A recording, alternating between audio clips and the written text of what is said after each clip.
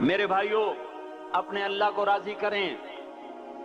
جن دکانوں کے پیچھے نمازیں چھوٹ گئیں، جن دکانوں کے پیچھے سچ کو طلاق ہو گئی، جن دکانوں کے پیچھے دیانت چلی گئی، خیانت آ گئی، بددیانتی آ گئی، ہاں اللہ تعالیٰ قیامت کے دن کہے گا بددیانت سے، وہ تو نے جو امانت کھائی لے کے آ، وہ امانت جو تو کھا گیا تھا لے کے آ۔ کہے گا یا اللہ کہاں سے لاؤں، وہ تو دنیا میں رہ گئی۔ اللہ تعالیٰ فرمائیں گے پڑی ہوئی ہے جہنم میں، پڑی ہے، جا اٹھا کے لا۔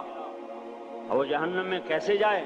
تو فرشتے ماریں گے چل، اور وہ اس کو لے کے چلیں گے، اور چلتے چلتے دوزخ کا سب سے خطرناک حصہ حاویہ، وہاں اس کو لے کے جائیں گے جہاں منافق رہتے ہیں۔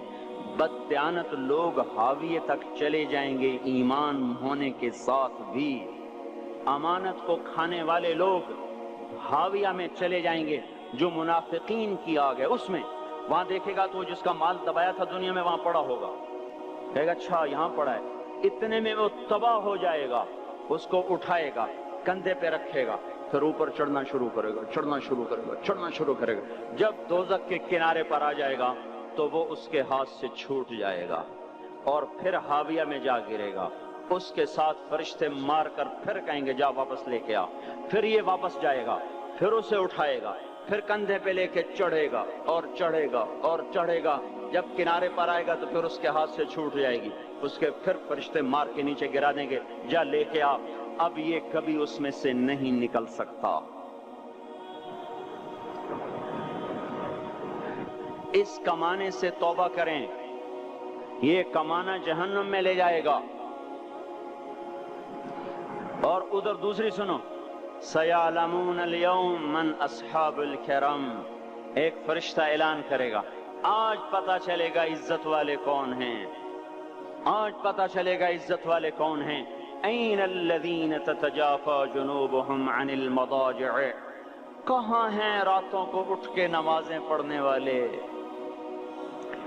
ارے میرے بھائیو، یہ نماز کی غفلت بہت بڑی ہلاکت ہے۔ میں کیسے سمجھاؤں؟ میں تو جب بھی جمعہ پڑھاتا ہوں میں یہ مضمون ضرور بیان کروں، مجھے جب یہ مجمع نظر آتا ہے تو میرا دل ٹکڑے ٹکڑے ہو جاتا ہے کہ یہ 8ویں دن آتے ہیں اور باقی دن کہاں ہوتے ہیں؟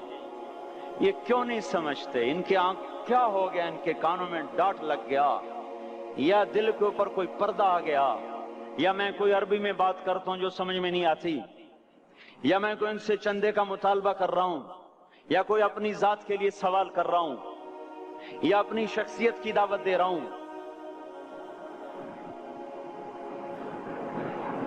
آج نماز عزت دلائے گی، سب سے پہلا اعلان ہوگا، کہاں آج پتہ چلے گا عزت والے کون ہیں، کہاں ہیں راتوں کو اٹھ کے نماز پڑھنے والے اور اللہ کے نام پہ خرچ کرنے والے۔ صرف نماز نہیں، زکوٰۃ بھی دینی پڑے گی۔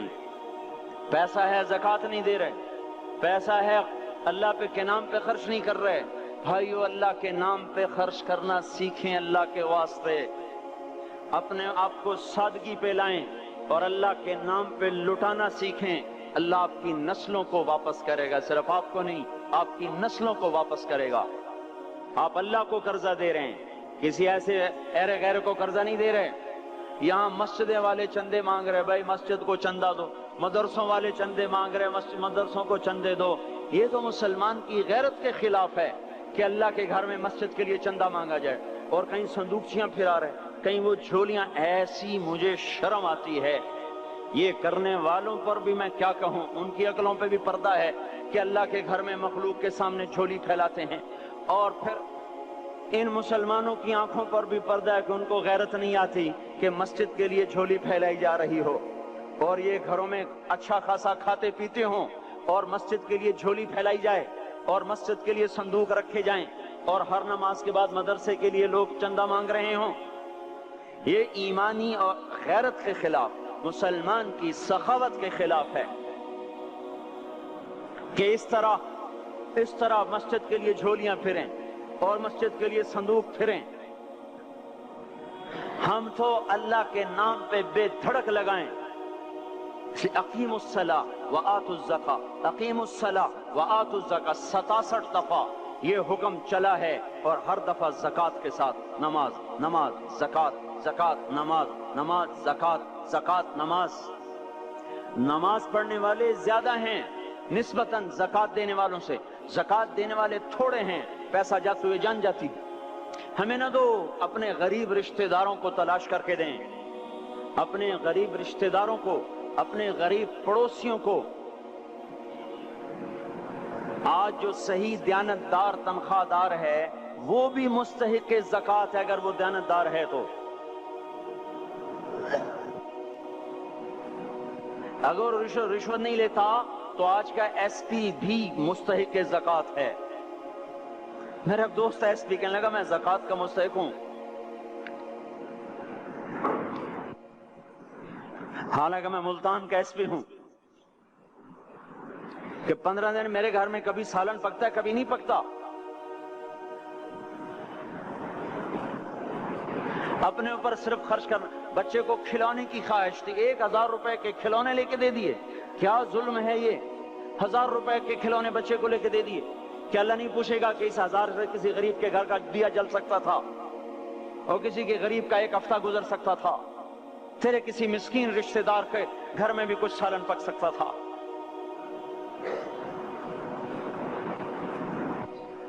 رزق دیا تو اس کا ہوش نہیں کہ اس کا حق ادا کریں، جان دی تو اس کا ہوش نہیں کہ اس کا حق ادا کریں۔ سجدہ جان کا حق ہے، اور زکوٰۃ اور صدقات یہ مال کا حق ہے۔ میں کب اپنے لیے مانگ رہا ہوں؟ میں کہہ رہا ہوں اللہ اپنے غریب رشتہ داروں کو دیں، ان کو تلاش کریں اللہ کے واسطے۔ اپنی بیویوں سے پوچھو سونے کی زکوٰۃ دی ہے؟ دے، ورنہ تو خود پکڑی جائے گی، تیرا زیور تیرے لیے گنجا سانپ بن کے تیری زبان کو ڈسے گا۔ ان کا میں نے تو بچیوں کے لیے سنبھال کے رکھا ہے، اس کی زکوٰۃ دو پھر ٹھیک ہے، ورنہ اسم کو توڑ کے اس کی زکوٰۃ دو، نہیں تو یہ مال پکڑوا دے گا قیامت کے دن۔ نماز نہیں چھڑا سکتی اگر زکوٰۃ نہیں دی، اور زکوٰۃ نہیں چھڑا سکتی اگر نماز نہیں پڑھی۔ مسجد بنا دی 50 لاکھ میں، اگر خود نمازی نہیں تو یہ مسجد بنانا اسے جہنم سے نہیں بچا سکتا۔ میرے بھائیوں، اپنی جان کا بھی صحیح استعمال کریں اور اپنے مال کا بھی صحیح استعمال کریں۔ ہم ایسے اندھے نہیں ہیں کہ جو بچے نے چاہا لا کے دے دیا، جو بیگم نے مانگا اٹھا کے دے دیا۔ نہیں نہیں، ہم پہلے دیکھیں گے اپنے اوپر۔ حضرت عثمان رضی اللہ عنہ کے پاس ایک سائل ہے، حضور سے مانگنے آیا، آپ نے کہا عثمان کے پاس چلے جاؤ۔ عثمان سے مانگنے گئے تو آگے بیوی پہ لڑ رہے، کس بات پہ؟ یوں کہہ رہے، وہ باہر چھوٹے چھوٹے گھر ہوتے تھے تو باہر آواز آ رہی، بیوی کو کہہ رہے اللہ کی بندی رات تو نے چراغ میں بتی موٹی ڈال دی، وہ بتی ڈالتے تھے نا اس کی روئی کی، تو تیل زیادہ جل گیا۔ تو یہ کہنے لگے یہ کس کنجوس کے پاس بھیج دیا؟ جو بیوی پہ لڑ رہا ہو کہ تو نے بتی موٹی ڈالی ہے تو یہ مجھے کیا دے دوں، یہ دمڑی بھی نہیں دے گا۔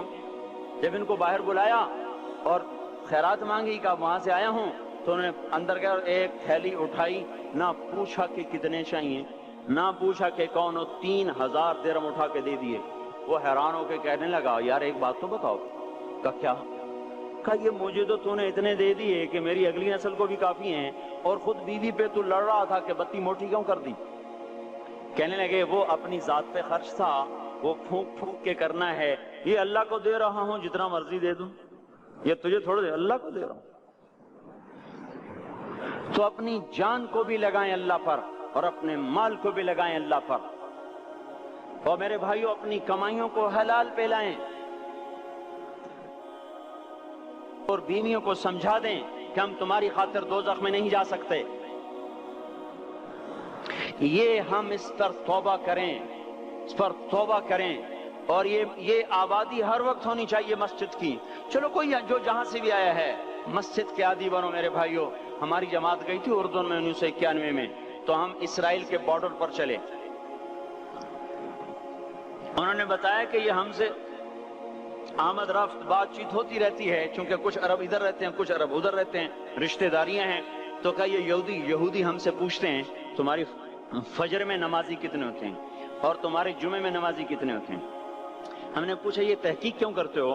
ان کا ہماری کتابوں میں یہ ہے کہ جب فجر کی نماز کے نمازی اور جمعے کی نماز کے نمازیوں کی تعداد برابر ہو جائے گی تو یہودی دنیا سے مٹ جائیں گے۔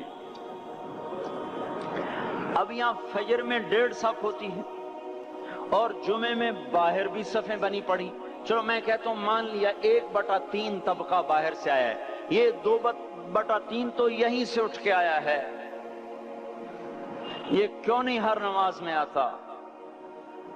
میرے بھائیوں اپنے حال پہ رحم کریں، اللہ کے واسطے میری پکار کو سنیں۔ میں آپ کو کوئی فلسفہ نہیں سمجھا رہا، میرا روزانہ ہر جمعہ جب آتا ہوں میں یہی مضمون بیان کرتا ہوں، میں روزانہ آپ کو نیا بیان سنا سکتا ہوں۔ 360 دن ہیں، میں اللہ کے فضل سے آپ کو روزانہ نیا 360 دن میں آپ کو 360 نئے بیان سنا سکتا ہوں۔ میں یہاں بیان کرنے نہیں بیٹھتا، اپنا دکھڑا میں روتا ہوں کہ پوری گلستان کالونی جہنم کی طرف جائے اور میں ان کا پڑوسی ہوں اور میں انہیں جہنم میں جاتا دیکھوں اور میری ہائے نہ نکلے تو میں ڈوب کے مر جاؤں۔ جلتا کتا ہم نہیں دیکھ سکتے اور اس ہماری آنسو نکل پڑیں، چوہے کو ہم جلتا نہیں دیکھ سکتے اور میں اتنی شکلوں کو جہنم میں جاتا دیکھوں۔ جس نے فجر آج نہیں پڑھی اس نے پر جہنم کو واجب کر لیا، جو اب آئندہ اثر نہیں پڑے گا اس پر جہنم واجب ہو گئی، پھر میں کیا مضمون بیان کروں، کیا فلسفے بیان کروں؟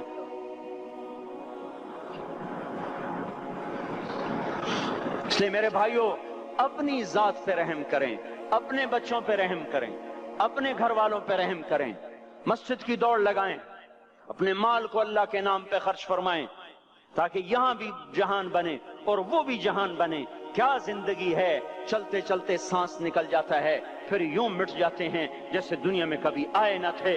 پوتے پوچھتے ہیں ابا دادا کی قبر کہاں ہے؟ ابا کہتے ہیں بیٹا یہیں کہیں مل گئی، پتہ نہیں کہاں ہے۔ آج تو اگلی نسل دادے کی قبر نہیں دیکھ سکتی، ہم اس دنیا کی خاطر اللہ کے باقی ہو جائیں۔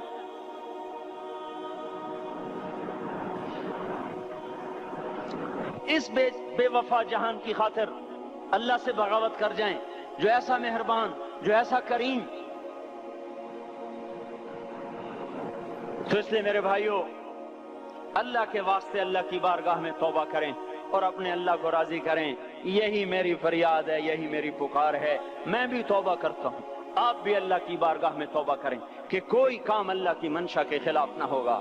اس کو سیکھنے کے لیے ہم کہتے ہیں تبلیغ میں جاؤ چلہ لگاؤ، ہم کوئی کسی تبلیغی جماعت کا ممبر نہیں بنا رہے، ہم خود تبلیغ میں جاتے ہیں، اوروں کو کہتے ہیں نکلو کہ ہماری توبہ پکی ہو، ہمارے اعمال درست ہوں اور اللہ ہم سے راضی ہو۔ اللہ ہم سب کو مدد کرے۔